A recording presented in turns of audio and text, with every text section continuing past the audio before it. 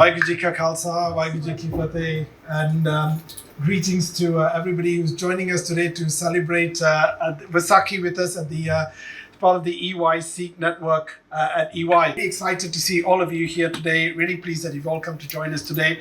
Really pleased to have a great group. We're going to talk us through what they've been up to recently as well, and we have apologies from Ravi, and I understand later on a video as well. Sadly, he's not well, so he can't join us here today. But wishing him a speedy recovery. But I'm sure the team that are here who are going to do as good, if not a better job than what he would have done. So without any more further ado, I'm going to hand over to Aaron, who's our co-chair of the EY SIKH network, and I look forward to a great evening. Thank you. Vaisakhi Ji Ka Khalsa, Shri Vaisakhi Ji Ki Fateh. I certainly extend that sentiment there. So it's very, very nice to see so many faces in person. And I just want to give a warm welcome to our annual flagship Vaisakhi event here at the EY community, and particularly to those watching on the event link as well. Now, less from Jeet and I, and more of it to our guests over here. What I'd actually like to do is just give the floor to Indy, to Vendra, to Mali as well, just to briefly introduce themselves, talk about what they do professionally, and then also in terms of their roles at Khalsa. So, Indy, you perhaps go first. Thanks, Alan. Good evening, everyone. My name is Indy. I actually started my career out here at EY and was involved with the EY SIKH network, so it's so lovely to see the great work carrying on across the United States. I currently run a consultancy firm called Upside Projects, and also a mass production company which film at the moment. And I've been involved with Khalsa over the last 17 years in many different guises, initially as a volunteer, and then as a trustee, and then most recently for a short time as one of the directors in more of a full-time role. So I've been involved in many different ways with Khalsa Aid, and hopefully can share some of my insights with you this evening. Binda. Cool. Thanks, Aaron. So my name is Binda, and I work at PwC, so one of the other big four companies. I've been there for about 12 years, and funnily enough, it was around that time I kind of started to get involved with Khalsa Aid. So it was a couple of years into my stint at PwC. So as long as I've known my sort of career, I've known PwC, and it's kind of really been a feature of my life since then. So yeah, I mean, thank you for being here. I'm Maddie, or Madeline, but I'm pretty new to Khalsa Aid, but it's been intense. I've had the last 7 months as the intern, and it's been much more than making cups of tea. But I've just been to Malawi the other month, and I've seen the ins and outs of Khalsa Aid and how it's growing over the past 7 months, and I'll be there for a few more, and hopefully back after that. But yeah, that's my role for now, intern, but not really. Thank you all. And speaking of Ravi, we don't have him in person today, but what we will do is if we can flick over to the video, Femi, and play that, there's a really, really short message. Vaisakhi Ji Ka Khalsa, Vaisakhi Ji Ki Fateh. A very happy Vaisakhi to everyone. As we all celebrate the birth of the Khalsa in the Sikh community, we've got to remember what the Khalsa stands for. Khalsa stands against injustice. We stand for peace. We stand for humanity. Khalsa Aid has been serving humanity since 1999 across the globe. In 2019, the conflict in northeast Syria created a huge refugee crisis, with many Syrian refugees crossing to northeast Iraq and the Kurdish areas, and we were providing support from Khalsa Aid. And in January 2022, many refugees from northeast Syria were crossing, especially in the cold, wet, horrible winter, freezing cold. And we were right on the border, on the mountains, at the checkpoint, providing hot meals, warm clothing, shoes for the kids. Waheguru ji ਕਾ ਖਾਲਸਾ ਵਾਹਿਗੁਰੂ ਜੀ ਕੀ ਫਤਿਹ। ਮਾਤਾ ਜੀ ਕੀ ਨਾਂ ਜੀ ਤੁਹਾਡਾ? ਮੇਰਾ ਨਾਮ ਕਮਲੇਸ਼ ਕੌਰ। ਮਾਤਾ ਜੀ ਕਿਹੜਾ ਪਿੰਡ ਹੈ ਜੀ ਆਪਣਾ? ਕਸੀਟਪੁਰ। ਇਹ ਪੁਰਾਣਾ ਮਕਾਨ ਸੰਨ 1992 ਵਿੱਚ ਤਿਆਰ ਕੀਤਾ ਗਿਆ ਸੀ ਮਾਤਾ ਜੀ ਉਹਨਾਂ ਦੇ ਪਰਿਵਾਰ ਵੱਲੋਂ, ਪਰ ਹੁਣ ਇਸ ਮਕਾਨ ਦੇ ਸਟਰਕਚਰ ਦੇ ਵਿੱਚ ਜਿਹੜੀਆਂ ਤਰੇੜਾਂ ਆ ਚੁੱਕੀਆਂ ਸਨ। ਸੋ ਸੰਗਤ ਦੇ ਸਹਿਯੋਗ ਨਾਲ ਖਾਲਸਾ ਏਡ ਵੱਲੋਂ ਇਹ ਇੱਕ ਮਕਾਨ ਤਿਆਰ ਕਰਕੇ ਦਿੱਤਾ ਗਿਆ ਹੈ, ਜਿਹਦੇ ਵਿੱਚ ਇੱਕ ਬਰਾਂਡਾ ਤੇ 3 ਕਮਰੇ ਬਣਾਏ ਗਏ ਹਨ। ਬਹੁਤ ਬਹੁਤ ਧੰਨਵਾਦ ਆ ਐਡ ਖਾਲਸਾ ਵਾਲੇ ਬੱਚਿਆਂ ਦਾ। ਮਹਾਰਾਜ ਸੱਚੇ ਪਾਤਸ਼ਾਹ ਚੜ੍ਹਦੀ ਕਲਾ ਕਰੇ, ਇਹਨਾਂ ਨੂੰ ਦਿਨ ਦੁੱਗਣੇ ਚੌਗਣੇ ਕਰੇ ਤੇ ਤੁਹਾਨੂੰ ਸੇਵਾ ਕਰਨ ਦਾ ਬਲ ਬਖਸ਼ੇ ਮਹਾਰਾਜ। We initiated a project in Malawi called Pad the Path, providing reusable sanitary pads as well as holding workshops for the young girls how to practice best hygiene and sanitation. So as soon as the war broke out, we had people in Moldova, Romania, Hungary, Slovakia, Poland. We focused on providing dry food rations and hot meals, which is langar in the Sikh community, which is a free community kitchen. Recently, we just moved the whole operation to the Expo Center in Warsaw, where thousands of refugees are being housed, and they had no hot meals. Khalsa is one of the only authorized organizations who provide the hot meals at the Expo Center to thousands of refugees daily. As the world focuses on the refugees from Ukraine and our teams are on the Polish and Moldovan border serving those refugees, let's not forget the refugees in other parts of the world who are equally in need. Places like Yemen, Iraq, Syria, all these places also need us. We're SIKH soldiers. We're here to celebrate that special day today, the birth of the Khalsa. So let's go out there and make a real change in the world. Vaisakhi Ji Ka Khalsa, Vaisakhi Ji Ki Fateh.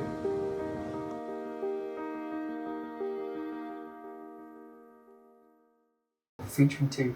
I think that scratches the surface, right, for what a lot of you guys do, right? But I don't know if anyone here has got the full story, right? So let's go right back to the beginning with this, right? And let's sort of go into if I can go to you and talk about where it is that, what was the start for Khalsa? When did it start? What was that first project like? Yeah, sure. I can give a perspective. I don't think I'll do it justice, as I was only 10 years old at the time, but I was actually there, funnily enough. So it started in 1999, April of 1999, and I think in Slough, so the Slough Gurdwara there at the time, I think Ravi and a number of other local community members there wanted to really mark Vaisakhi and mark the 300 years of the formation of the Khalsa and the Sikh faith. And as Ravi mentioned there, is really about fighting oppression, supporting humanity and providing basic needs to humanity. And I think through frustration, actually, if I'm being very honest, I'm going to speak to Ravi about this, that whilst the broader Sikh community was thinking about the Nagar Kirtan and the processions they wanted to organise, it was very insular, just celebrating amongst the Sikh community. And he felt that actually we need to take the concept of langar, which is a communal kitchen, for anyone who needs food, and we need to take that to the world, not just within the confines of the Sikh community, and really live to the values and the message of what Khalsa and Sikhi means. So I think that was when the idea of Khalsa Aid was born, amongst a number of local volunteers at the Slough Gurdwara. I want to go back and forth between a number of images here, but this is basically one of the first projects in 1999. The Sanghas got together and recognised the issues that were going on in Kosovo at the time, and they valued the local community to get clothing and food, and transported that to Kosovo, and a number of volunteers went out there. That was the first time Khalsa Aid. That was the first ever project that Khalsa Aid started. You know, it was very, very simple. They got the community together to donate items. There was lots going on at the Gurdwara at the time. I was 11 years old at that time. And I remember as a young boy, there was lots in the news about Kosovo and what's going on there. And then one Sunday going to the Gurdwara, there's a lot of commotion. There's vans here, and people are, providing items. Mum's thinking, okay, I need to give my jackets and t-shirts and all this kind of stuff together. And so that was my first sort of, interaction with Khalsa Aid. And that's one of the very, very first projects that were coordinated. And a really interesting story, actually. The very first donation that came to Khalsa Aid was from a Muslim shopkeeper who really believed in the vision and said, I want to really support you with this. And that was from a local shopkeeper in Slough. So very, very humble beginnings, a small sort of selection of individuals there. So you can see the initial volunteers there. Ravi's up there. So obviously his beard is very, very much darker than it is now. So his work with Khalsa Aid has obviously aged him quite a bit there. And I'll move out the way just so you can see that image there as well. That's one of the first Vaisakhi Nagar Kirtans in Slough, where they were raising funds for the Kosovo crisis there. Right, thank you for that indeed. And so yeah, we're kind of talking about the start here, right? But I know you've all been involved in projects. What are some of those key projects that have been completed since as well? I think there's a few images that maybe you might want to walk through, just to give people a bit of a flavour as to what it is that or how far the organisation has really come on since 1999. Sure. I'll show you another set of images here. This is, I guess, one of the first 5 years of Khalsa Aid. Very much started out with, again, local community volunteers. Here's an image of Ravi here at an airport, I think, in Somalia, where they had boarded a plane, hired a private plane to get out to this rural village to provide aid and supplies. And Ravi shares this story with me quite often, in the sense that when he first landed, the individual there, the pilot who flew him there, said, well, I'll be back in a week's time. If a civil war breaks out in that time, you won't see me again. And those were the dangers back then of starting a humanitarian aid organisation from the ground up, the type of risks you had to take to really serve humanity, and the passion you need to have to do that. This is him again, covering this image, but this is him on the flight. So there wasn't any fancy seats or seat belts. It was just pretty much in the back of a cargo ship, getting to that region. And then, so if I move on slightly, one of the next projects, and one of the, I guess, the monumental ones in terms of catapulting Khalsa Aid into sort of public awareness and mainstream within the UK, was actually the floods that happened in 2014 and 2015 across southern parts of the UK and also northern parts of the UK. And it was really interesting there at that point, because Khalsa Aid had never really operated in the UK.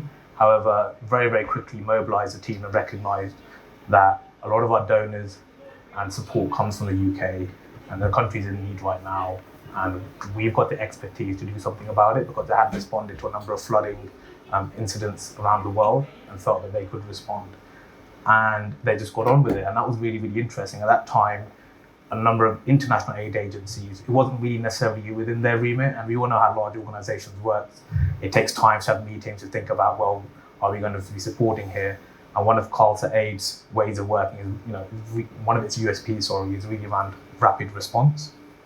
And so they went out, coordinated volunteers, went out to some of these communities.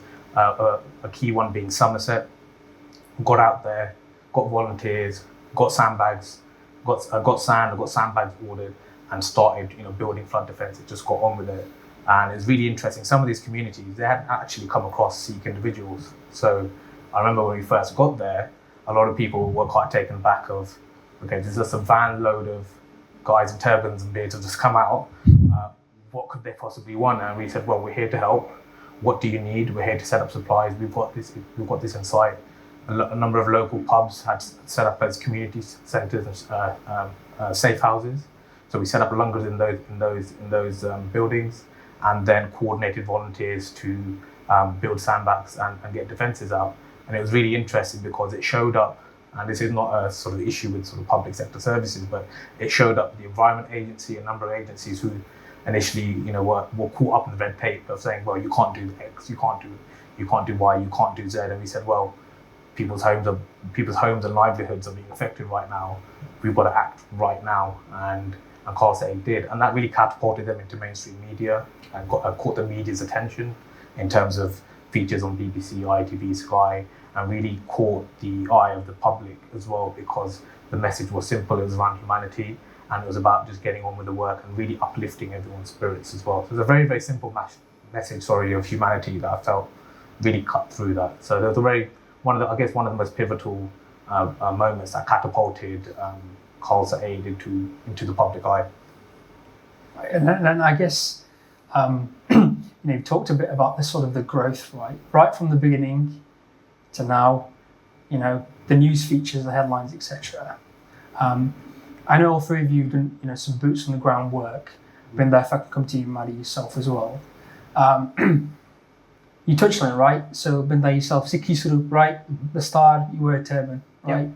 You're going to go to a remote location in the world where a lot of people probably haven't even seen that, let alone heard of it, right? So what have those experiences been like? Can you give us an example, and Maddie yourself as well, as someone maybe from a non-Sikh background, but going to areas of the world where maybe people haven't seen a British woman before, right? So what's that like? Yeah, I mean, I'll start, and thanks, Indy, for putting the pictures up. And yeah, I mean, there's some pictures here from my trip to Haiti. So this was in 2010. This was around the first time I kind of heard about Khalsa. So somebody came knocking on the door, and they were trying to raise money for charity, and it was, I think it was, it might have been Christian Aid or something like this. And my dad opened the door, and I think by the end of that conversation, the guy was going to donate to my dad because he was telling them about Khalsa and the amazing stuff, and I hadn't heard about them. And this was the time when Khalsa was on the SIKH channels and things like that. So it got me interested in finding out a bit more about Khalsa.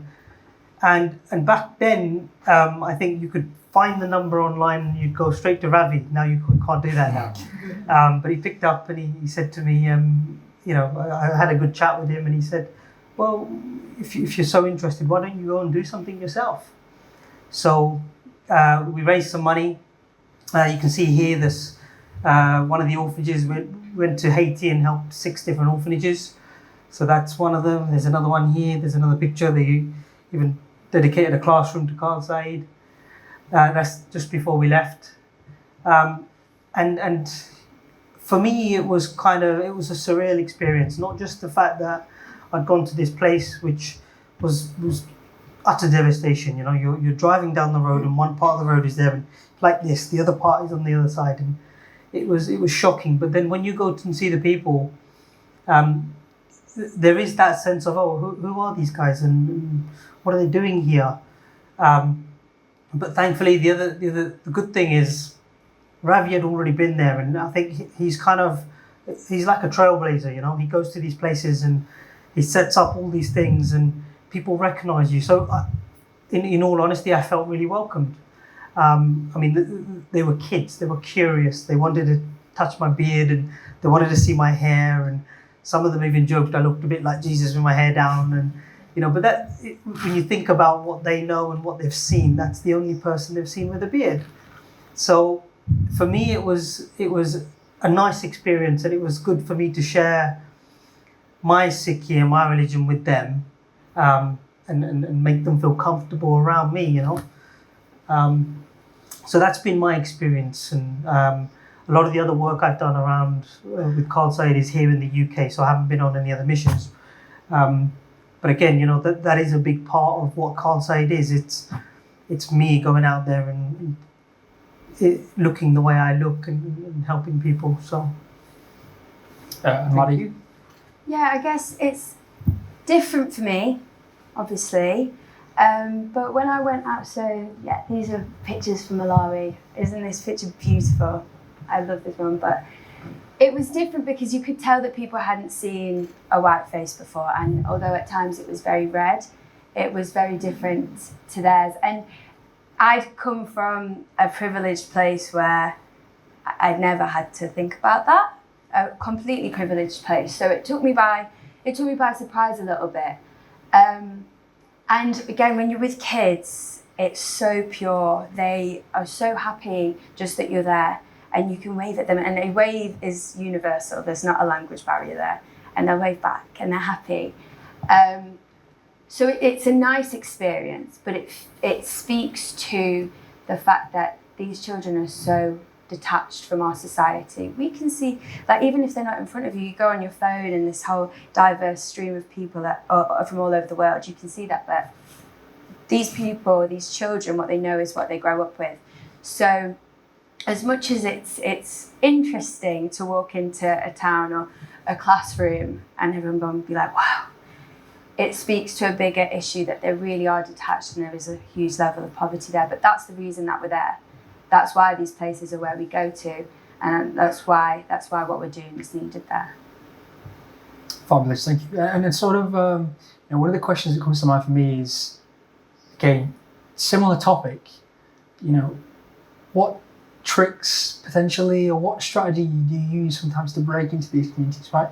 Obviously, understandably, they might be quite guarded, right? Maybe that's been their previous experience in these situations. But Indy, if I can potentially come to yourself, what's your experience there? Sure. I guess just to touch on some of the examples that the colleagues have shared there, I think it's really about breaking down the social barriers. I think as a Sikh community, we have a distinct external appearance, and through our humanity and through our actions, we can really break down some of those barriers, increase some levels of understanding amongst communities. And that's ultimately what it is. Khalsa Aid is a faith-based and inspired organisation, but we're not there to propagate the faith, right? We're there to live our values and actions and recognise the human race as one. And that's what we do. So there's many, many interesting stories. I mean, I'll flick to one to bring it to life. Please do. If I can, and I'll flick back to this around Nepal. But so in Iraq, for example, in 2015, when Khalsa Aid first started operating there, we were supporting the Yazidi community that were being persecuted by ISIS. So they're the indigenous community of that region, their own faith and culture and set of beliefs, right? And the majority of those individuals, there's a lot of women that were left after sort of the men were a lot of men, young boys were killed, and a lot of the women were kept as sex slaves and were then released. And we were supporting them with psychotherapy support and wider housing, food. And initially, when we first started operating in the region, one of the main statements that came from the community was that, look, they were quite nervous of working with us because on one hand, we're running away from people with turbans and beards who are literally killing and massacring us, and now we're running into the arms of people with turbans and beards who are actually providing us support and there for us. And it's a funny anecdote that commonly gets shared, but to your point there, there's no tips and tricks. It's humanity. We're going out there. We're providing support without any requirements. We're taking a human-centered approach to humanitarian aid as well. There's a broader issue in the industry of there to provide aid, but we're not there to connect with the human, to really think about their struggles and issues. And that's what we fundamentally do, and that's what it's really about. And if I could share one other story, I think it's then looking at different communities and how we can support them. So for the last 7-8 years, we've been operating in the Iraq and Middle East region, and they've required a lot of support. So many people have been displaced from different parts of the Middle East. An example here, two young boys here who both of their parents were killed. They were recruited by ISIS, had done terrible things, but they were children. They'd escaped, and they were very entrepreneurial boys. They were in the refugee camp there. There's thousands of people living in this refugee camp. Some people have been there for a number of years now, and they wanted to set up a shop. They were like, we really want to. My dad used to run a shop back in Syria. We want to run a shop. We said, great, okay, we'll support you. We gave them some seed funding, talking business, and we gave them some seed funding to get their clothes, get a space in the refugee camp, spoke with the local agency to give them some space so they could then start selling clothes. And that's what they did for a number of years. And just 3 years ago, and it's a beautiful story, just 3 years ago, we managed Khalsa Aid in Canada, so the Canada branch, managed to get some sponsorship and go out to Canada, where they've got citizenship there now and are in schooling. But the beauty of it was we really supported their dreams and aspirations as well. And as an aid organisation, sometimes you can overlook some of these individual stories, and we really try to help the individual as well. I think that makes a big difference. Right, and Binda, if I could maybe ask you, it's quite easy to hear these stories at first hand and think it's very much a case of Jack, they take everything and go to Iraq and go set stuff up, right? Mm-hmm. But what does it actually look like in terms on the ground, working with not only the community, but maybe the local authorities, etc., and such that you are allowed to do that, right? Because in a lot of these countries, I expect that maybe there isn't that structure, right? Maybe people haven't come in before to do things like that. So if you could maybe shed some light on that would be great. Sure, absolutely. And I mean, you're right. You're going to an area which has been left devastated by a natural disaster or a war, and there is little or very little governance around things, around charities and support and things like that. So you have to be very careful with how you approach the situation. So going into Haiti, I think there was a lot of work done ahead of me going there to build those links and build that trust with the people who were actually helping the people who needed it. So, for example, with Haiti, there was a region called Léogâne. Now, not a lot of people may have heard of that because a lot of the aid was going into Port-au-Prince, which is the main town. And when we went there, it was just buzzing. You know, it was like a mela going on. You know, it was because they had everything. All the aid agencies were going to Port-au-Prince, and we went out to a place called Leogan, and we again, you know, going back to the being very specific. They picked out 6 specific orphanages which reached out for help, and we were on a mission to kind of provide them with a Christmas package during that time. So it is difficult, but I guess once you sort of build those links and relationships, we had a guy who used to take us around. I don't know if he's on the pictures, Maxon, and he was there with us all the time. And he, again, it's building those links on the ground to help you with the work you do. And I guess just to add to that, I think if you look at humanitarian aid as a sector, right, especially disaster aid, and I'm speaking to a room full of professionals and consultants, right, if you strip back, if you just looked at the P&L, let's say, you'd realize it's actually a supply chain business, right? You are in an environment where you've got a scarcity of certain goods and supplies and a consumer who needs it. However, the complication is added to that in the sense of sometimes you're working in environments with very shaky supply chains, with acute shortages of items, sometimes levels of corruption, and in a disaster environment where emotions are heightened. That is the fundamental challenge.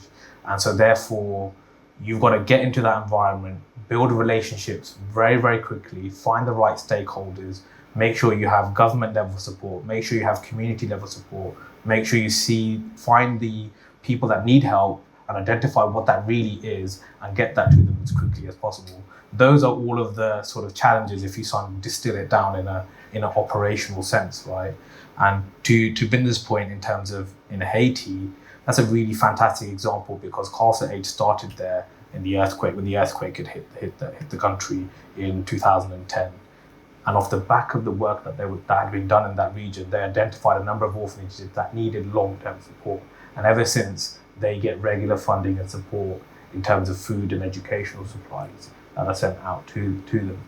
And what's really interesting, we go back and I'll give you another small anecdote. The first time I went to Haiti, this was one of the first projects I volunteered with Khalsa Aid. I remember we were just there to provide food, right, and the supplies, and to meet with the communities that run the orphanages. Mm-hmm. When the car pulled up to the gate, all the kids there, it was like sort of, you know, a playtime, sort of had a break time basically. And they saw the car pull up and it's got the Khalsa Aid logo on it. And they are absolutely ecstatic. They're jumping up and down and they're like, the Khalsa has arrived. And to them, that's a sign of people here to help us. And that for me was like, this is what it's about, right? This is about helping communities, uplifting communities, really giving them that level of joy and hope. Mm-hmm.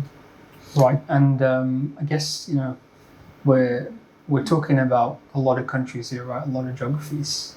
And I think that, you know, what maybe some of the audience here, some people watching, might not fully recognise, right, is it's not just UK based, I believe. So what does the team look like in terms of numbers, and in terms of geographies as well, and even people's backgrounds too? If anyone of you are happy to share some of that. I'll give my perspective. I think Maddie's been in the office and she's had the baptism of fire working with Khalsa Aid, so I'm sure she's got a very interesting perspective. It's a relatively small team. I think Khalsa Aid has grown rapidly, and I've seen it over even the last 8 years I've been involved, how they've grown. But effectively, there are a number of chapters around the world. So there's Khalsa Aid International, which is based in the UK. There's Khalsa Aid in India, which is an established team led by our Asia Pacific director, Amarpreet Singh. There's a chapter in Canada led by Jindi Singh, who actually was, interestingly, one of the founding members of Khalsa Aid. So he was here in Slough and decided to move to Canada. And also a chapter in USA run by Omar Singh, and then also a chapter in Australia that's been set up. So they're all at different sort of ages, different levels, so I should say, of maturity in terms of how long they've been operating. But Khalsa Aid International is sort of the hub for that. And then in terms of, to give you some insight of how it works, obviously we are operating in a number of different countries around the world. you can't do that without collaborations and partnerships. You can't do that without working with local communities on the ground and understanding those different communities and having trusted partners on the ground to help you support and create those projects, especially when you could move away from humanitarian aid in disaster zones to then development programs where you're thinking about long-term support. You can only really do that by working with local communities and forging those partnerships. That's a huge part of the humanitarian aid sector and a very, very important part of it. Going back to the UK, so there's an office based out in, well, we were originally based in Slough. We moved right down the road to now our postcode's changed to Maidenhead, which has been very, very nice because all of a sudden it's like the royal borough, right? And the local Maidenhead papers have loved that fact that we're now a Maidenhead-based charity. We've got an office based out there. We were always in a sort of rented storage unit prior to that. Now the office was set up about 2-3 years ago to think about the infrastructure required for growth. The types of individuals you've got there. You've got a finance person, so we've got a chartered accountant in the office who does all the bookkeeping, manages our accounts. We've got an office administrator to just manage the day-to-day calendars and coordinate projects, etc. We have an operations director who manages all of our on-the-ground projects, our long-term development projects, and all our relationships with organizations in different countries. We also have an operations director that thinks about and looks at the internal operations. So how's our organization operating? What are our partnerships looking like? What is our future volunteer system looking like? And we also have a person from a media point of view. So, social media, the way we engage with our communities and communicate, that's also very, very important. So if you think about it, it's very much like any other business or organization. There are a number of roles and functions that are required for the organization to operate. And if you want to increase the scale and the impact of your work, you need to make sure that infrastructure is in place. Yeah, I think it's quite interesting you talk about social media, right? Because what a change that's made to a charity, right? I remember being about yee high with a bucket knocking on doors for school fundraisers and be like, make sure you tick that box in the corner because it's gift aid, right? So they get more for it. And so I think even for myself, and maybe even the audience here, a lot of that notoriety around Khalsa Aid has come through social media. There's Ravi's very much a figure for the charity, and in some ways quite a voice within the community on certain issues. What does that look like on the inside, right? In terms of what role does social media play, and how has that sort of changed as well for the charity? I'm happy to answer that question. I think I'll let Maddie talk about the office culture a little bit more. I'm hoping that there won't be any bad stories about me. Firstly though, social media is such a good tool, and I think the biggest example of that is very recently the Ukraine crisis, and it was within 24 hours that we had feet on the ground. Also, are we global? Absolutely, because within 24 hours we had feet on the ground in all the surrounding countries of Ukraine and Romania as well. So that was 5 different countries. We've got people all over and they're assessing the situation as it goes. It's very, very high paced, but again, we're not sitting there waiting, thinking, how do we do it? Can we do it? Should we do it? No, we're there because that's the best way to find out, and you help whoever's in front of you as you do it. But when it came to social media, the official people, the official channels were doing that. They were sitting and they were waiting. And Ravi took to social media, and he's so good because he's so genuine. He's not going to filter himself. He's not going to be polite to somebody just because they're high up, and I think that speaks to why he's so successful. But he's put some videos, you may have seen them, and he was bad-mouthing the Indian embassy sometimes when it was necessary, because there's lives at stake, there's people who are struggling, and social media in that moment was a fantastic tool, and it was effective as well, because you shame someone on social media, and in 24 hours the buses are there, and there was flights home to Mumbai, and that was Ravi's genuine character coming through, and he's not standing for people looking pretty on social media. Who was the nitty gritty was there, So that's that. Yeah, thank you. Yeah, and you go for it. I think just to add to that, I think over the last decade or so, the rise of social media, Khalsa Aid has done something that's quite difficult in the humanitarian aid space to grow a charity of that scale, but it's used the ability to connect with people on a much closer basis and share also real-time updates of what's going on the ground. You often hear, the biggest feedback we get from donors is that actually when we're donating to Khalsa Aid, we feel really comfortable because we can see actively what you guys are doing in different parts of the world. We get sort of relatively, we get real-time updates. So that's really one of the biggest benefits of social media. Social media then has also allowed the organization to grow at pace. To put it in perspective, we are still we punch above our weight, we're still a very, very small fish. If you look at just Red Cross in the UK alone, their donation income is up in the region of 122 million a year, there or thereabouts. Khalsa Aid currently is about 8.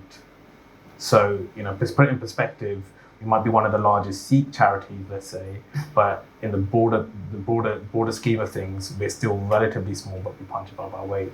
And going back to Maddie's point, the social media then also allows you to coordinate things very quickly. So looking at the Ukraine crisis there, we're able to reach out on social media to people that also needed help. So it's not just us, it's a two-way communication. It's not just us sharing, it's also people reaching out to us. And there are a lot of Indian students, Indian national students, who would say, we really need support, we're stuck here, we don't know who to help. And we have a Facebook line message and a Facebook message system, a WhatsApp message system. So we're using social media to then also identify where people need support, because that's how we all communicate, right? If you all think about it, all of us have smartphones now, we all use WhatsApp, we all use social media. It's a very, very quick way to communicate. You can share your location, you can share photos, and we use that to then identify how we can best support as well. So it's a two-way thing, and I think social media has played a big role in the growth of Khalsa Aid, but it's also the people behind it. To Maddie's point, we're authentic is how we use it, and we use it in a way to support communities. Yeah, I've definitely seen that in Ravi's interviews, right? He's very keen on making sure his team gets the praise as well, and not necessarily, just him being some of the well-known person as part of the organisation. And so, we've sort of addressed the starting, what you guys do. I love hearing aspiration, right? This is what the Red Cross get in terms of revenues. Khalsa Aid is a charity, we serve humanity as well, even though we're Sikh based. We have volunteers from all sorts of backgrounds. So I'd be really interested to know, and I think we all would be, in terms of looking to the future, right? Some of that excitement about what is it that the organisation, the charity, is looking to, how is it looking to develop in the future? And what does that long-term strategy look like? And even in terms of people as well, and the sort of background and the skills of people too. Sure. So I guess to give you, and obviously I'm as a background as a consultant, I know we decided this was going to be a sort of discussion piece, but the consultant in me can't help but bring slides with me as well, right? But there's just some slight short blurb at the beginning, which I'll go back to, which helps us to talk to and around it. Again, also being a consultant, we all love to create a vision of what Khalsa Aid stands for going forward. And the vision there, as you can see it, is based within Sikhi, so the welfare for all, the peace and prosperity for all. That's our vision, and that's what we're working towards, a world where everyone is supported and it's equitable and it's fair. And where we're at right now, and I'm going to speak to some of that, is thinking about how can we really scale the way we work, how can we really share some of our insights and our experience and distill the last 20 years of experience in terms of providing aid in disaster zones specifically, and share that with the wider industry and be a prominent player. So that's one of the ambitions there. So you can see our global objective is to reduce the impact of natural disaster and conflict. Number 2 there is about empowering communities, so really focusing on then our development programs. How can we think about supporting communities on a long-term basis after disaster is over, after the conflict's over? Often then the lights, camera fades away from these communities, but they're still left in hardship. So how can you support them on a long-term basis? The third piece there is about educating, empowering, and mobilizing volunteers. What's really different about Khalsa Aid, I would say personally speaking, is that we also are educating everything. We're educating communities. Volunteers get to work in the UK and then also go internationally. And I can say one thing for sure: once you volunteer with Khalsa Aid on an international trip, your outlook of the world completely changes.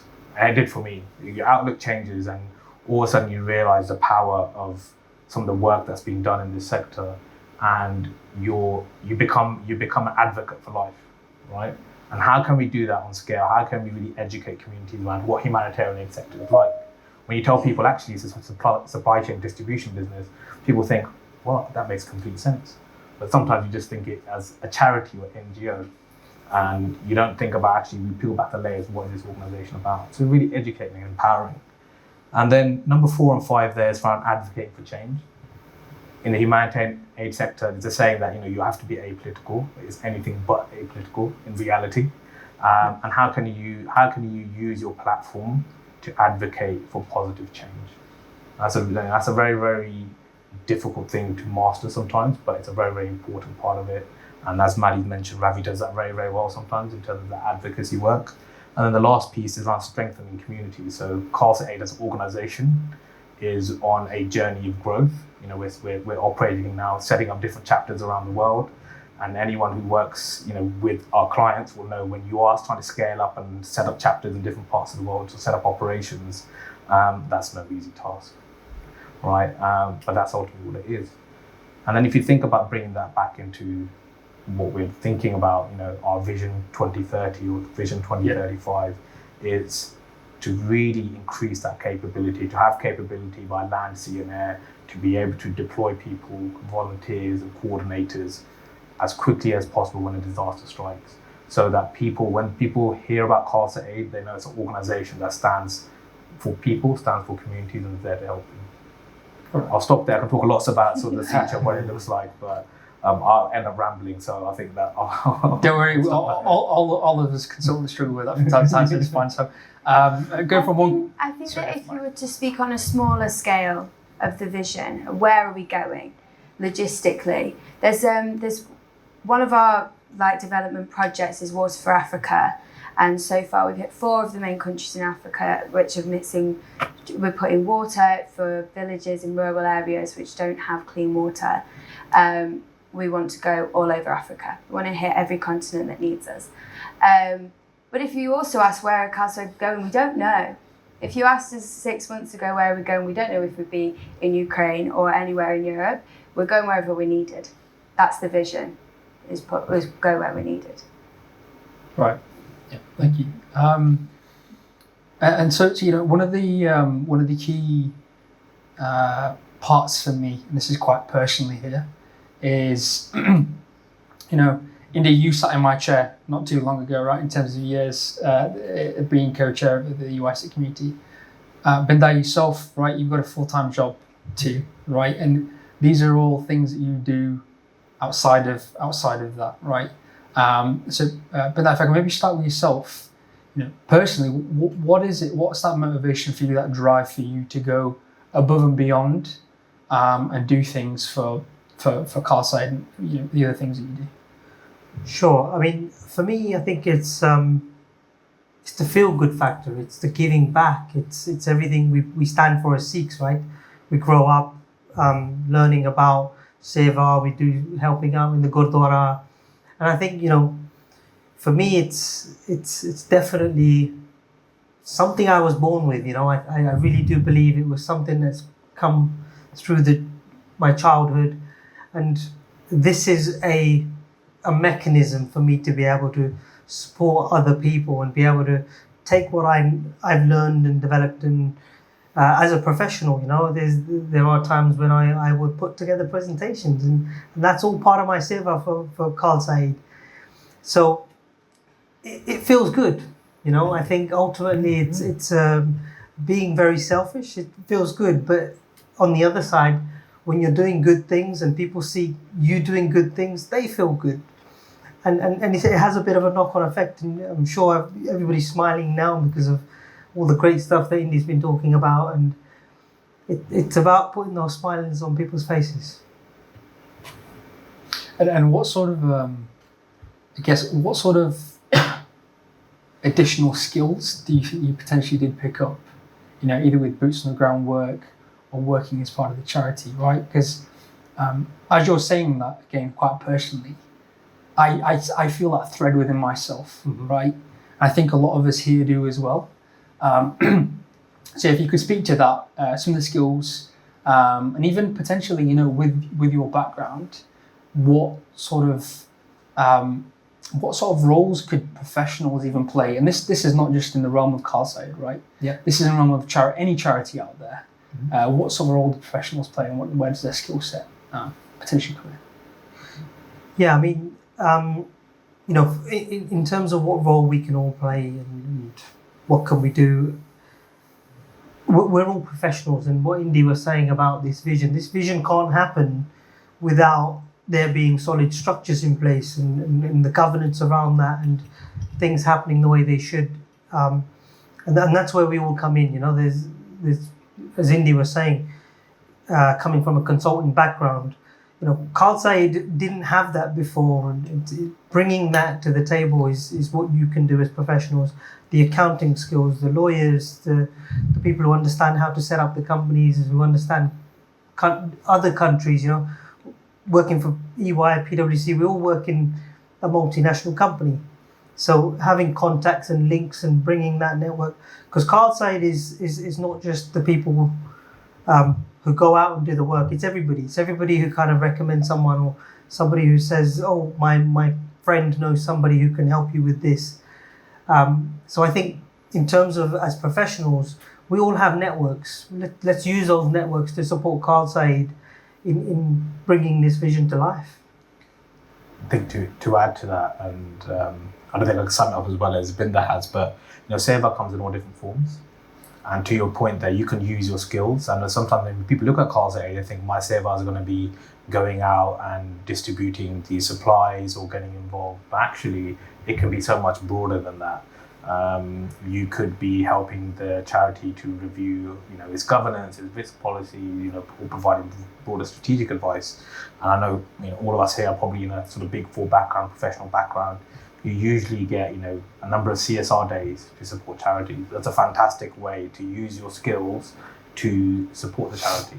The biggest issue I found, after having spent some time in the not-for-profit sector, is the lack of skills. The shortage of skills and of people and of good people want to get involved. That's the ongoing piece. And it's sometimes it's a shame because it's just that recognition on a day-to-day basis. People don't really realise that is a way that they can volunteer with the organisation, and more often than not, they can have a much greater impact by providing their skills in that way to an organisation. It's really funny because obviously some of you will relate to this. I started my career at EY in a corporate finance background. Although, when I was involved working with Khalsa, they were like, well, he works at EY, so he can help us with our accounts. And I'm like, well, I can to a certain degree, but that's not actually my day job. But ended up, during the last year, supporting Khalsa transform its finance function to improve its level of governance, and to make sure that the new auditors in place to make sure that everything was up to scratch for an organisation of that size. That wasn't going out in the field. That wasn't working with local communities. That was very similar to what I do in my day job, sitting in front of a desk, on a laptop, and looking through working with an organisation. It could be like a client, understanding what its issues are and trying to find relevant solutions. Yeah, I'm definitely getting that sense of a sort of it's a place where you literally roll up your sleeves and you really get going with the stuff, whether that's boots on the ground, whether that's admin or that kind of sense. Would you sort of? I very much agree. I'll be very honest. When I first got involved, I would say if I reflect back on my life now, when I first got involved, I loved I had spent a lot of time traveling around the world, so I love that idea of going out and working with these communities, that kind of, you're going out to the remote places, helping people. That's also quite the element of, personal interest there, right? It's not truly, I wouldn't say it's truly selfless. The more time I've spent in this environment, I realised that exactly that high-paced environment, rolling your sleeves up, and it's really changed my outlook on the world. And sometimes you can be in these professional environments and think, well, I'll donate, I'm quite busy, I'm thinking you're quite career orientated, and I'll do this when I'm older or when I've got a bit more time or I'm a bit more established. But if it's not you, then who? And if not now, then when are you going to do it, right? Yeah. Because that's, for me, that's how I feel about it. I think that you should be doing it throughout your life. Yeah. And because you have, to your point in the question you asked earlier, there are transferable skills both ways. So sometimes the narrative is, I've got skills that I can provide, but trust me, you learn a heck of a lot the other way around as well. And the amount I've probably learned through my time volunteering with Khalsa Aid and being involved, in some instances, I think far surpasses my professional career, because there are experiences and things that I've had to get involved with that I would have never done in my day job, but has now massively helped me as an individual, but also in terms of my professional career. Right. Okay. Yeah, I'm sensing a lot of the kind of the as you said, the transferable skills, right? There's a lot to be learned in terms of when there isn't a structure, putting the structure in place, right? Definitely the case. And so, Mari, if I can maybe come to yourself, student, gone to Khalsa Aid to do your placement. How is it you found out about the role, and how did you get involved? Okay, so I got involved because my mum went on a trip. She went to Iraq. Now, I don't know how many of you do business trips when you're trying to impress a client, but take them to Iraq. It worked with my mum. She didn't stop talking about how fantastic everyone is. Khalsa Aid this, Ravi this and that. If you want to learn something, go there. So I did, and she was absolutely right. And now I dread going back to university where I'm not going to learn as much as I've learned in the past year. But it's been interesting. It's been unexpected, and I think that just speaks to the nature of what it is. Khalsa Aid was never going to be boring. So it was never going to be boring, was it? So I'm really grateful to have been put in this position, but yeah, it's like skills you learn on the go. No one sat down and gave me a course to do and put me through teaching like this is how this happens. There's not the time. You learn and you go. And I think that's the best way to learn as well. And you learn things that you didn't even know you needed to. It just, you pick things up on the way and you figure it out. Yeah. Thank you. So I am sort of conscious that we do have time for questions as well. The final thing I will maybe ask you guys is, so I know that the organisation has a very much a key message of transparency, right? If anyone has a question, literally go to the office and ask them potentially, right? For yourself, Maddie, you probably got in touch directly to try and get involved. How is it that people can potentially reach out to the charity? I'm glad you asked that question, because obviously there's a slide for that. I'll get to it very shortly, but in short, as you mentioned, Khalsa Aid is a very, very transparent organisation. There's many different ways you can reach out. There's an email here, info@khalsaaid.org. You can reach out to, if you go to the website www.khalsaaid.org, you can find details of the office. I mean, as you mentioned, it's not often, but people do turn up as well, just want to try and have a conversation or donate as well, because sometimes it's that personal connection. And in terms of how you can get involved, there's so many different ways. So a great way is getting involved in some like UK-based fundraising activities. So we'll have a Snowdon trek very, very soon. That happens every single year. Obviously, because of the pandemic, it hasn't happened over the last 2 years, but we'll be coming back this summer. Every summer we also do a skydive, and we also do a 5 kilometre and 10 kilometre run. There's opportunities then to volunteer with some of our Longer Aid programs, where we support sort of service users of homeless service users in the UK as well, to volunteer on a regular basis in East London, West London, and in the Midlands and Coventry as well. And obviously the traditional way in terms of donating. And as I've shared with you, if you as professionals, if you think you've got some time to spare, and I think that's probably the most valuable thing that you can offer in terms of your saver, then do reach out to info@khalsaaid.org, because we always need bright, talented, ambitious young people to get involved with the charity, because it's no one's charity, it's the community's charity. It's there, it's built by the community for the community, and it's underpinned by Sikh values. Right. In which case, thank you ever so much for kind of make it through the hour here. In terms of my questions, I want to hand over to people in the audience and potentially even those watching via the event link as well. So I'm happy to start off with anyone in the audience that potentially has a question for anyone on the panel, whatever that might be. Hi, my name is Gurpreet. Background is technology. I work for EY. One of your objectives, do you guys have anything around technology and learning and further learning in the communities? So anything specifically within technology and empowering them with technology, as well as hardware, software, and learning as well? Is that one of your objectives or one of your visions? If not, it should be. In short, yes, because technology underpins everything that we do, and technology has allowed Khalsa Aid to scale right now. So to give you one example, and to give you some sort of insight to under the hood, right? One big piece around how do you coordinate volunteers on scale, en masse?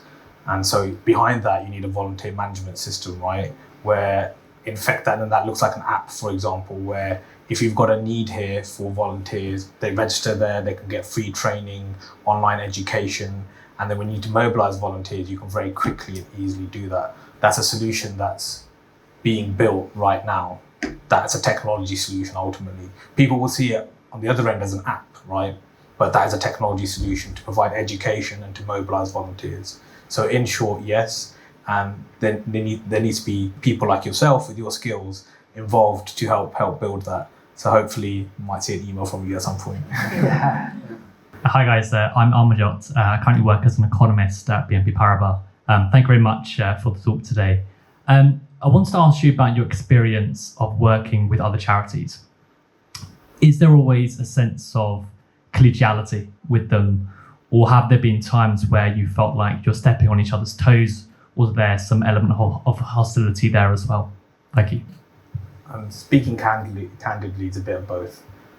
Majority of the time, there's high levels of collaboration and working together. So to give you some further insight to the industry, when a large-scale disaster happens, so generally like a natural disaster, earthquake or flooding, what usually is coordinating is what's known as cluster meetings. So cluster meetings are the meetings with national government, local government, the UN, and leading NGOs that come together to then coordinate usually shelter, sanitation, and nutrition. Those are the three sort of big themes. And then charities look at how can we effectively coordinate our resources so we're not doubling up here, right? So that's effectively what happens. And Khalsa Aid's got some fantastic partnerships. They've worked with the IRC in terms of supporting refugees. We signed a partnership just last year with the World Food Programme to support those in Yemen and in East Africa, and that's in partnership with a number of charities. On the ground, sometimes there is sort of doubling up of effort, but as Binda mentioned earlier, Khalsa Aid, one of our sort of objectives and aims, the way we operate is, if there's an epicenter of a disaster, we know the tendency is a lot of aid, support and focus goes there. We try and focus around the periphery of that, geographically. Those areas that are also probably just as much as impacted, but are not necessarily receiving that level of support because, human nature is we go to the epicenter. So that's what we do. Thank you. Hi, my name's Davina. I'm currently a student, and out of curiosity, for younger generations, for younger people, how can students perhaps, in terms of marketing or politics, get involved? There's so many ways you can get involved, right? Like I mentioned some of the fundraising and volunteering for events, but if someone's got a sort of marketing background, as we mentioned, Khalsa Aid operates in the social media space. We don't spend money on marketing in that sense, but we rely on sort of people volunteering their time and working in that space. So it's a great opportunity again, if you do have time capacity, especially in a summer period, to volunteer and help out and use your skills there. It's a great way to work. Currently, for example, Khalsa Aid has a number of relationships with universities where people like Maddie and other young students come on placement years as well. So that's always an opportunity if you're on a sandwich course or anything like that, to work with Khalsa Aid for a longer term basis. And I'm sure Maddie will say wonderful things about that experience. Yeah, well, I think the best way is just to get involved, just to reach out and say, offer what your skills are and what you'd be interested in, but as you've heard, we're in so many different sectors. We're in the UK, we're across the world, but we're doing like long-term relief, emergency relief, and there would be something that would fit you. So an example is, I don't know if anybody watches EastEnders, but one of the actresses very recently reached out to Ravi and said that she was interested in coming and wanted to see what we do, help out. And she came in a couple of times, did some writing for us for the website. 3 weeks later, she came to Malawi. You know, the opportunity was there, she was up for it, and she came. But it would only happen because she'd reached out and because she wanted to get involved. But all you have to do is open the door, and then you'll find your way, you know, into something that suits you and the way that you can be most beneficial. Hi, this is Anant, and I'm part of FS Consulting, Country of Office. Just one question around, like, you know, you have been into many missions so far. So how far, like, you have actually got, you know, the safety and security covered? Like, have you actually come across any incidents per se in terms of, you know, like people going out, you know, in fact in the wild, and sometimes, like, you know, how far is it the government, or, you know, like how far the security is actually kind of covered for this kind of organizations? Sure. Yes. So security in the humanitarian aid sector is a very interesting topic.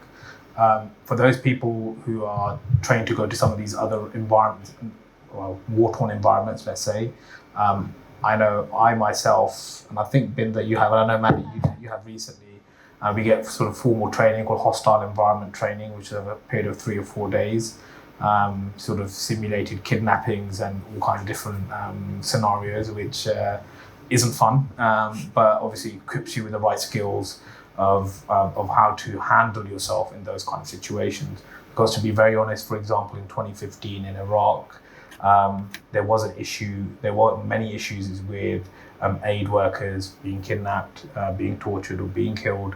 And it was common knowledge that a foreign aid worker's head was worth around $10,000 US.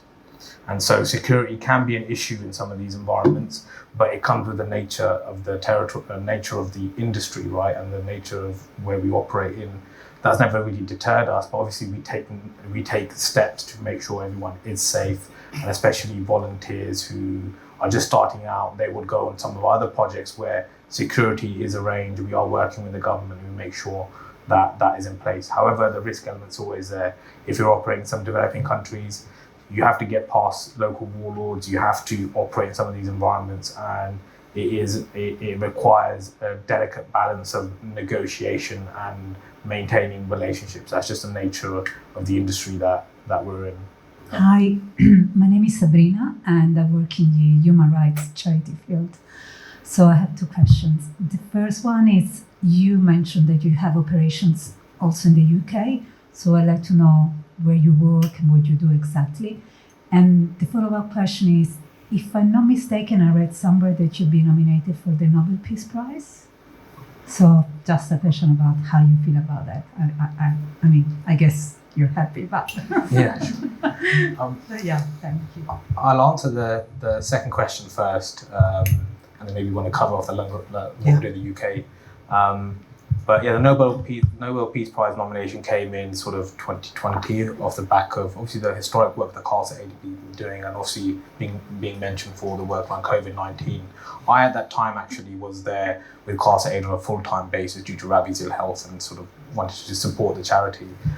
It was quite surreal, to be honest. It was a great honour, but I just never, maybe my limiting belief, but I never thought that an organisation of our size and scale would be nominated for the Nobel Peace Prize. But it talked to that wider message, right, of humanity and that human-centred approach to humanitarian aid, and the fact that we punch above our weight, not because we're large in terms of donation size or the scale of the work we could do, because quite frankly, there are other organisations that are bigger and, you know, in some respects doing more. However, we really cut through because it's all about the individual, it's all about the community, and it's a human-centred approach of, you know, recognising the human race as one and treating everyone equally, and looking at the person and community first and really uplifting their spirits. So it was a huge, huge honour. We were absolutely just, I was floored by that fact, but I think it just speaks to the broader message that has resonated with so many people around the world.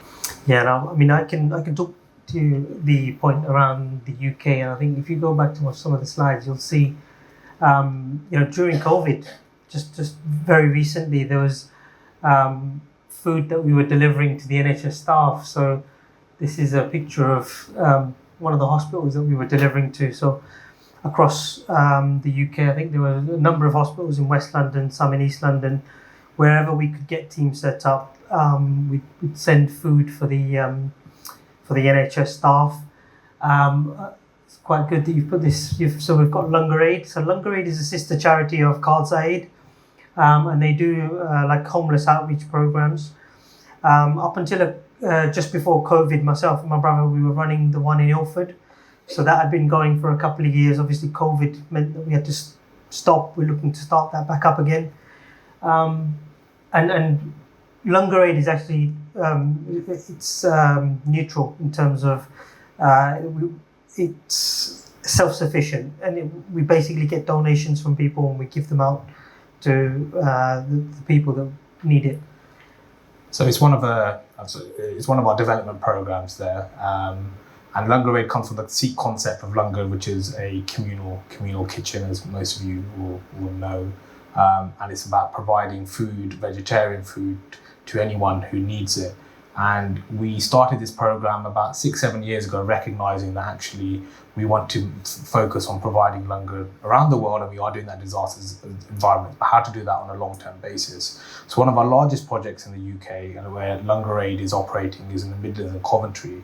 And we've been working with the local council, and especially during the period of the pandemic, where they've provided us with a building facility, and we provide 24/7 sort of hot meals to service users and homeless service users, and have then wrapped that around with broader long-term development support, whether that's sort of coaching or providing shelter in the winter months, etc.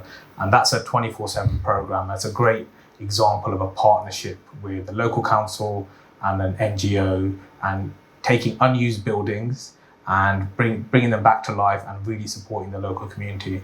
And that's a great example of a project that we are now going to be rolling out. And Lunga Aid as a program was awarded a Queen's Award as well a number of years ago for that, taking that innovative approach. So we're hoping to take that Lunga Aid program and scale that out to cities and towns across the UK. And Binda's been involved with looking at East London specifically and rolling that out there. And it's a great way for people to get involved, with anyone who is especially based in the Midlands, to be able to do that. Hi, I'm Sharon. I work here at EYC. I wanted to ask, obviously you're both from corporate backgrounds originally. Did you ever find like a conflict between like your day job, as in obviously we work for corporations and mainly save us some money. Like, did you ever have that conflict between the work you do professionally and the work you obviously do some volunteering and stuff? So obviously the issues are vastly different, and it's something that I kind of struggle with sometimes is, my values are sort of not aligning, sort of kind of that conflict. So I'm trying to know if you ever felt like you've gone through that moment where like, not sure what, like the mismatch of like values and stuff. Have you ever gone through that? There's always been a challenge, right? Because I guess there's that piece of you're in a role, an industry that's already quite demanding of your time in many respects, and in the knowledge economy that is the case. And then you want to volunteer in an industry that works on very short time frames, needs support. It could be at a drop of a hat, 24 hours notice, and that there's that tension there, right? And so I felt that tension. I was definitely definitely had those challenges, but also recognised then, we're in an environment where businesses and organisations want to now support communities, understand their broader commitment to society. ESG is starting to play a very, very large role. And I very quickly learned I had to navigate that language around what that looks like, and the support that could, how could I communicate the work that I'm doing with Khalsa Aid in my corporate role and environment. And I think that was quite an important learning for me. And as my career has now developed, and I'm very fortunate in the sense that I can structure my own life as an entrepreneur, right? And so, as part of my values, I never thought I would be doing this, but I spend a significant chunk of my time now in that space. And I don't think I would have done that had I not volunteered actively. So I've then taken that step to kind of engineer my life around that, so that tension isn't there, but that tension's always there, right? Because if you're trying to do so many different things, but I think ultimately it's always been net positive for me personally, because as I mentioned, I've learned so much both ways, and that cross-pollination of skills is absolutely beautiful. Clearly you guys are doing great work, but do you guys ever think back, just sit back and think, what are we not doing great? And how can we change it? Has that been recognised as board members or directors?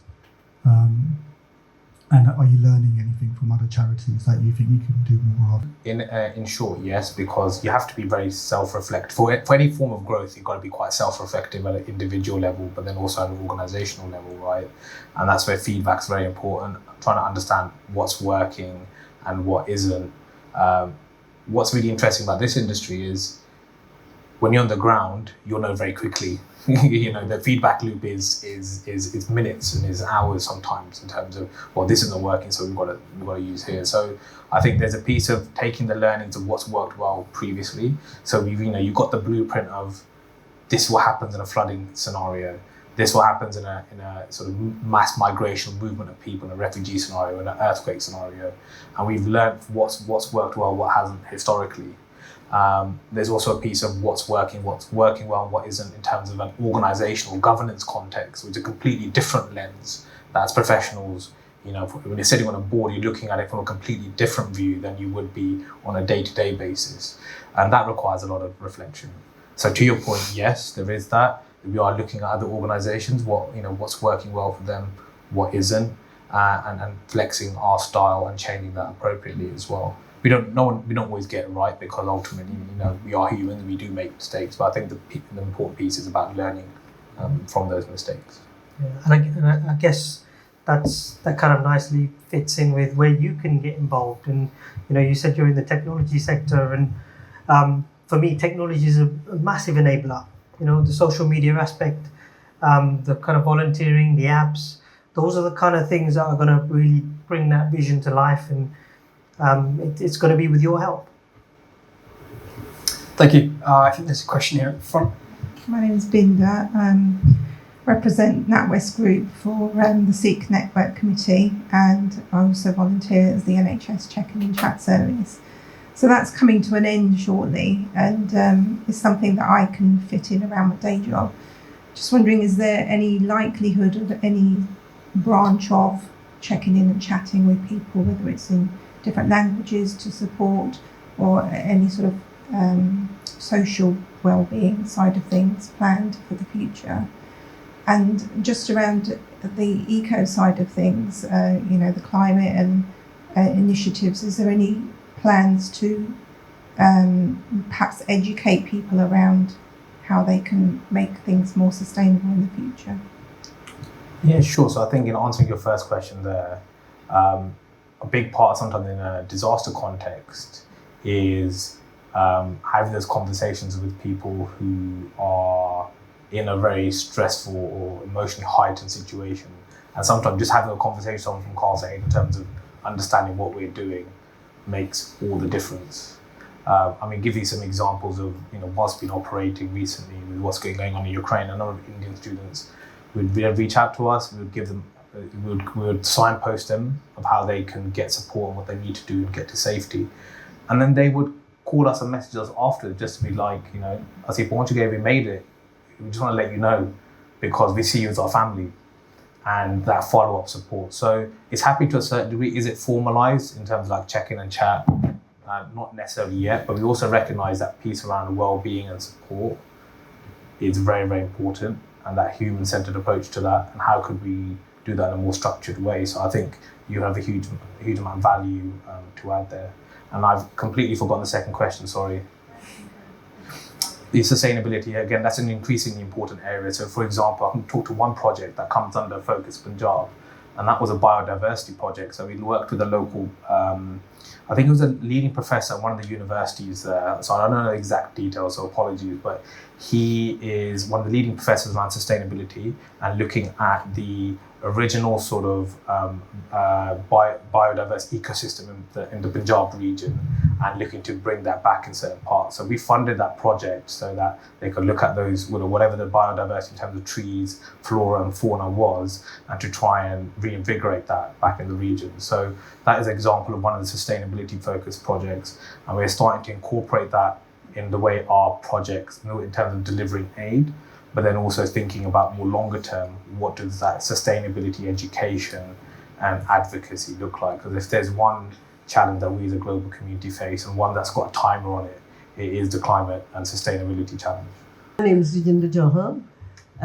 My question is about spectrum of your profile of your volunteers in terms of gender, age. I'm coming from Sikh Women Alliance. We are East London based. When we started it 20 years ago, we were in our 40s and 50s, and most of us, as well as being professionals, had home duties. And I find women always have more to do. And now we are at an age we're trying to get local volunteers, and we find most of them are so busy because not only they have professional lives, most of them work, but they also have the expectation of normal things to do at home, as well as extended family things. Do you find that as an issue? Because women do bring a different perspective to any organization. And I'm sure your volunteers, or at least your people who need help, many of them are women, which would understand, and a woman would understand their needs from a different way than perhaps a gentleman or a man would. So do you have many women, and do you have many older people, senior people? Or is it mainly youngsters who are looking for career ladders to do things? And if you're Ilford-based, find me young women who can join us with our Sikh Women Alliance. No we problem, would love no it. problem. We love it. Okay, we'll talk to you at the end. It's a very good question. I don't know the numbers of volunteers in front of me. If I had the Excel spreadsheet, I would get the pivot table out for you and do all of that fun stuff. But I guess to answer that question, firstly, it is a very diverse group of people, all genders, both genders, all backgrounds, and I've anecdotally seen, predominantly when we're looking at some of these disaster projects, women play a vital role. They're just not always, you don't necessarily see them at the forefront, right? So when we're looking at the coordination of langar and providing food, and I'm not saying, preparation of food is a gender-based role, right? But they play the biggest role. And generally, and even within Khalsa Aid, we know when there's a disaster happening, if you're contacting a local gurdwara, and obviously we use that as our network to support us, and at the end of the day, it's going to be the women, the bibi at the gurdwara that are making that langar. And they're the ones that will be like, we'll be up 3-4 in the morning, we'll be up at 1 in the morning, we'll go and do it. And they go end up doing it. We recognize they're sometimes, the unsung heroes. And then even if I go back to the office in our full-time role here, and that's an image from our office, there's some new team members and things have changed, but it's predominantly women actually. It's the majority in the office are women. So actually they play a very, very big role. So from a gender point of view, we are very mixed, and we are quite diverse in that sense. And from an age point of view, again, I think that's what I think one of the beauties of Khalsa Aid is that you see that spectrum. It's a shame, and I probably hear where this is coming from. If you look at social media, it's very much, you might see the younger demographic, because that medium is, there's a tendency towards a younger demographic there. But actually, if you think about hands-on, who's getting involved and who's supporting, it's very, very broad.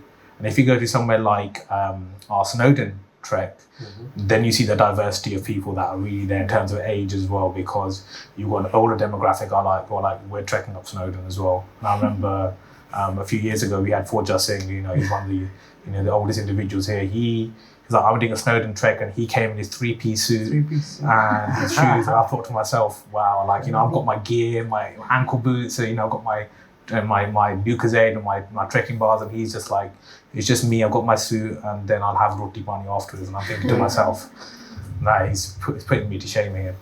And also, I'll add that I think there is I don't know how even the spread is. Again, we don't see everybody all at once at the same time. It just doesn't work like that. But there's a couple of ways in which there's one of our best people is Susan. She's our coordinator in Iraq. and she has worked so closely with the refugees and the Yazidi women in Iraq. And that is needed because it's such a sensitive topic, as we said, that you need a woman there. Similar to the Pad the Path project, so that's why I went to Malawi, and it's dealing with menstrual health and hygiene for young schoolgirls.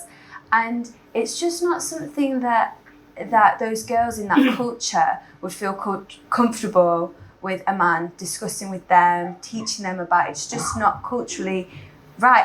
And as women, you know that you would feel more comfortable with girls then. So there is a complete place for women in Khalsa Aid that completely separate from what the men do sometimes, where like not only are we needed, but we're better. You're leading the way. You're leading the way. Going back to even our team here, so this lady in the blue shirt here, Habib, she leads our finance function. Arguably, as a chartered accountant, I want to say it's probably one of the most important functions in any organisation, right? It's a beating heart of the organisation. She deals with all of that. She manages all of our finances and makes sure we are compliant in terms of what we do. And that's a huge, huge role. So you're right to your point. It's outside of even just the aspect around providing food. There are some core functions within Khalsa Aid that are done by women. And I think to your point, but there is a opportunity there for those who have more capacity and time to get involved in some way, shape or form. And that's something we should definitely look at. Thank you all. I just want to leave on that thought, right? You know you're doing something well and good when people in crisis situations reach out to you afterwards saying, hey, look, we're in a better place now, right? And kind of based on that note, I just want to ask everyone to sort of join me in a round of applause for our guests, first of all.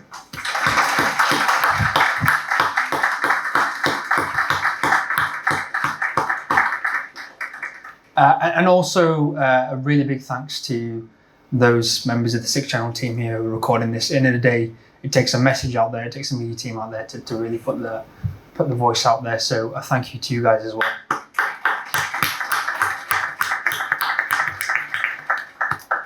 And on that note, I just want to hope that everyone had a good evening here. And finally, Vaisakhi ji ka Khalsa, Shri Vaisakhi ji ki Fateh. Yeah, so my name's Maddie and I'm an intern at Khalsa Aid International. So we've just been here and we were invited by EY to come and speak a little bit about the charity, what we've done and what we're doing at the moment. Wonderful. So for everyone watching, could you just give us a little insight into what the event was like, how you found it? So it was quite conversational. Indy, Binda and I just sat at the front and we just discussed what was going on. We've had some questions from the people at the front as well, but it wasn't just a talk to everyone. It was just discussing everything that's going on at the minute. So it was very casual, but I think it went well. It went really well. It was definitely a really great event. So the final question is just, in the future, what is your projection with Khalsa Aid? What is it for you that you're trying to aim towards?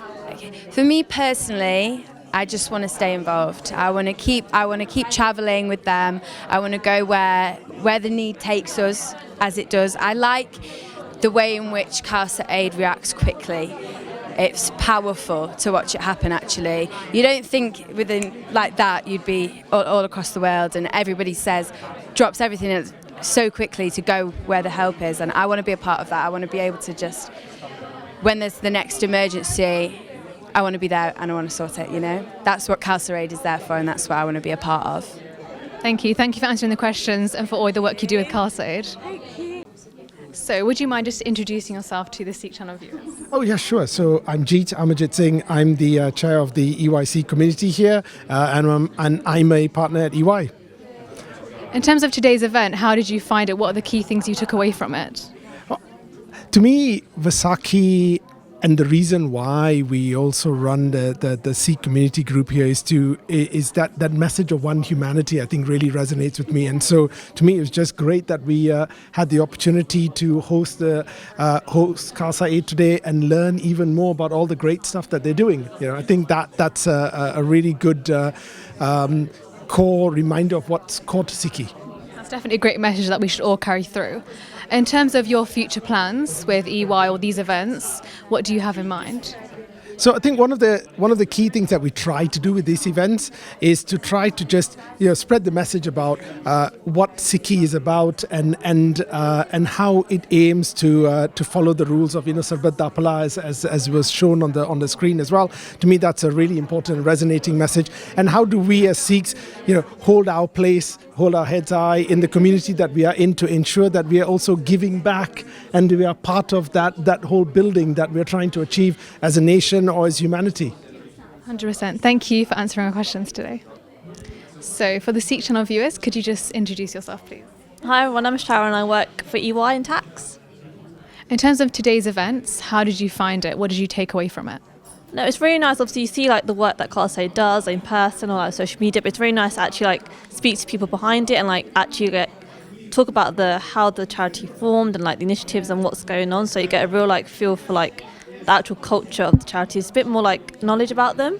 I think especially joining together corporate and seva in one, and we saw really how to do that today. In terms of future events, from what you've learnt today, what would you take forward? I think definitely like the thing about time. So you need to make time to do things. Like obviously seva, we have to make time for it, and we can say like, oh yeah, we'll do it next year or like do it when I'm older, but the time that people need it is now. So there's always going to be a need for seva, and like I feel like what I've taken out of today is that you just have to make the time to do things like that. Thank you for answering our questions today. So to start off with the SIKH Channel viewers, do you mind just introducing yourself?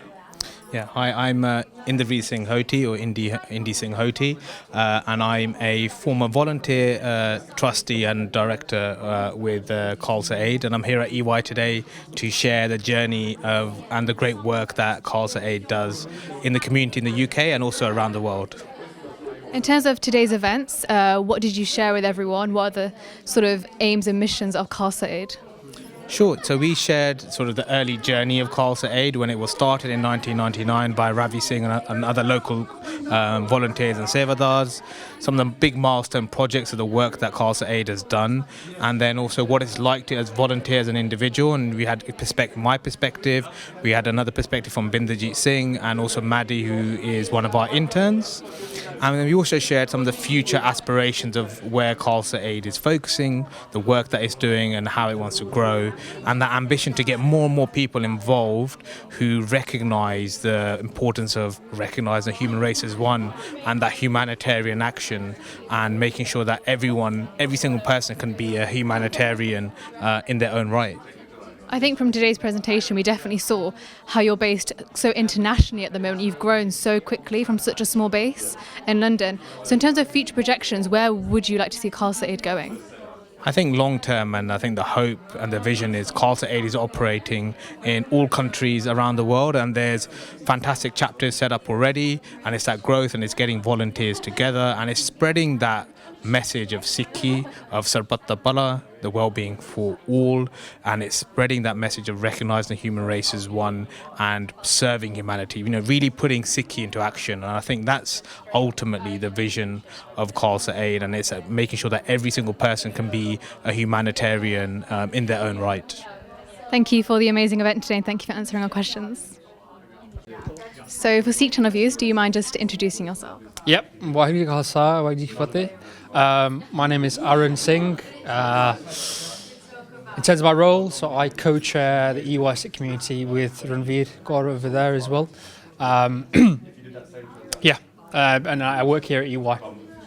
In terms of today's events, how did you find it? What were the main things that really stood out to you? I think, for us, we're key and big on supporting organisations out there, right? That I think really need the support. And for me personally, when I hear these stories, it strikes a chord for me. And I want other people to feel that as well, right? I want them to feel that connection to Sikhi, to Seva, whatever it might be, right? And for them to hear it and maybe even get involved with us or start something themselves, right? This is what it's about, right? Is Sikhi, and just humanity as well. So that would be my sort of key learnings from today. Thank you. In terms of EY and future projects, future projections, with like events with Khalsa Aid, who would you want to get in next? Where do you see these kind of events going? That's a great question. That is. We have a whole list of event topics and things that we'd love to speak about, right? So Maa Boli Punjabi is a big one for us as well. Incredibly important. Even